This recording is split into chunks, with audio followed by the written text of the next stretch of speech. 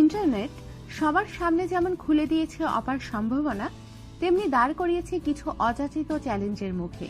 এই যুগে online dating বিপ্লবের সঙ্গে কারো পরিচয় যদি নাও থাকে, এর সবচেয়ে বড় খারাপ দিক অনাকাঙ্ক্ষিত নগ্ন ছবির কথা অবশ্যই শুনে থাকার কথা।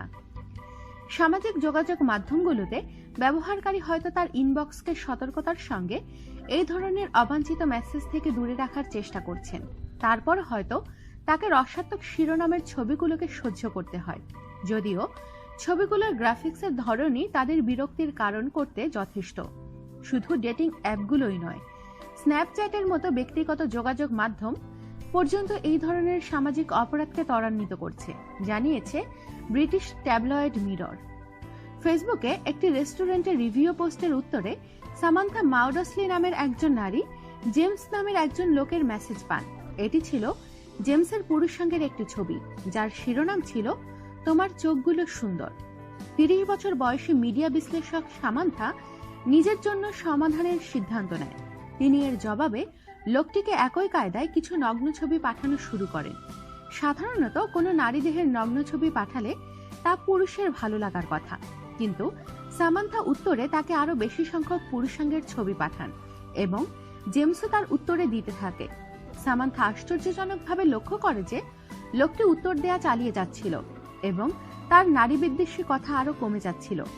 এভাবে ছবি পাঠাতে থাকলে একসময় ওই লোক বিরক্ত হয়ে ওঠেন। তিনি ওই নারীর কাছে ক্ষমা চান আর এই ঘটনা এখানেই ধামা চাপা দিতে বলেন। কিন্তু সামান্থা ভাবেন বিষয়টি সবার কাছে জানানো দরকার। তিনি ওই মেসেজগুলো ছবি ফেসবুকে পোস্ট করেন। ফেসবুক কোনো নগ্ন ছবি পোস্ট করার সমর্থন করে না। সামান্থা খুব দ্রুতই আবিষ্কার করেন যে এই কারণে নীতিমালা অনুযায়ী তাকেই বরং ফেসবুক থেকে নিষিদ্ধ করা হয়েছে। মিররের এক সঙ্গে সাক্ষাৎকারে তিনি বলেন, লোকটা জানতো সে কি করছে।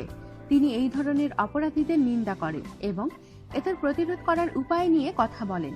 তিনি আরও জানান, ফেসবুক থেকে নিষিদ্ধ হওয়ার তার কোনো আফসোস নেই। আমি খুবই দ্বিধান্বিত বোধ করছিলাম। আমি বুঝতে পারছিলাম না আমার কি করা বা বলা উচিত। তার লক্ষ্যই বা কি ছিল। আমি বিরক্ত হয়েছিলাম এবং অপমানিত বোধ করছিলাম। 3 বছরের একটি সুখী সম্পর্কের আগেও সামান্থার এই ধরনের ছবির অভিজ্ঞতা হয়েছিল। তার পোস্টে আরো অনেক নারী তাদের মন্তব্যে জানিয়েছিল যে তারাও একই ব্যক্তির কাছ থেকে এই ধরনের ঘটনার শিকার হয়েছেন। তবে তার কথা অনুযায়ী এবারের ঘটনাটি আগের ঘটনাগুলোকে ছাপিয়ে গিয়েছিল। সামান্থা বলেন, আমি এত অশালীন ছবি আগে পাইনি। বেশিরভাগ নারী এটি করেন, তারা চুপ থাকেন, যা পুরুষদের এই ধরনের অপরাধ চালিয়ে যেতে উদ্বুদ্ধ করে। কিন্তু এটি যদি বাস্তব জীবনে ঘটত, তবে নারীরা চিৎকার করত এবং ওই দুষ্কৃতিকারীকে ধরিয়ে দেওয়ার চেষ্টা করত। সবাই অন্তত ঘুরে লোকটার দিকে একবার তাকাতো। কিন্তু যখন লোকটি তাদের কথোপকথন অন্য কাউকে জানাতে নিষেধ করে, তখন সামান্থা তার সিদ্ধান্ত পরিবর্তন করেন। আমি ভেবেছিলাম আমার সিদ্ধান্ত পরিবর্তন করা উচিত, কারণ এবার সে মনে করেছিল যে নিয়ন্ত্রণ তার হাতে এবং ভেবেছিল যে আমি চুপ করে থাকব। আমি এও ভেবেছিলাম যে সে ক্ষমা চাইলে আমি আমার সিদ্ধান্ত ভেবে দেখব, কিন্তু সে তা করেনি। এটা যৌন হয়রানি এবং কাউকে এরকম অস্বস্তিকর ও অপমানিত বোধ করানোর অধিকার আপনার নেই, বলেন সামান্থা। আমাদের সাথেই থাকুন আর সাবস্ক্রাইব।